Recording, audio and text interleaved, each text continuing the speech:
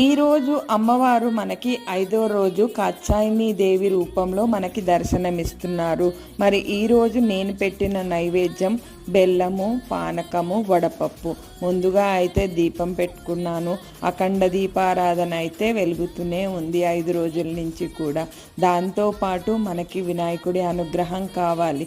ఏ పూజ చేసుకోవాలన్నా, ఏ శుభకార్యానికైనా ముందుగా వినాయకుడికి దండం పెట్టుకుంటేనే మనం పనులన్నీ నిర్విరాటంగా చేసుకోగలుగుతాం.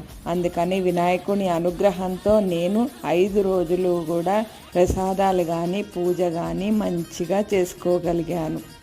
ఈరోజు నేను పెట్టిన నైవేద్యం అయితే కొబ్బరన్నము, చక్కెర పొంగలి బెల్లం ఎక్కువ వేసి చేశాను. పాలు తక్కువగా పోసాను, అంటే బెల్లం అన్నం అనుకోండిగా. ఇంకా నేనైతే ఫుల్ లెంత్ బ్లాగ్ తోటి అయితే మీ ముందుకు వస్తాను వివరంగా. బాయ్ మరి.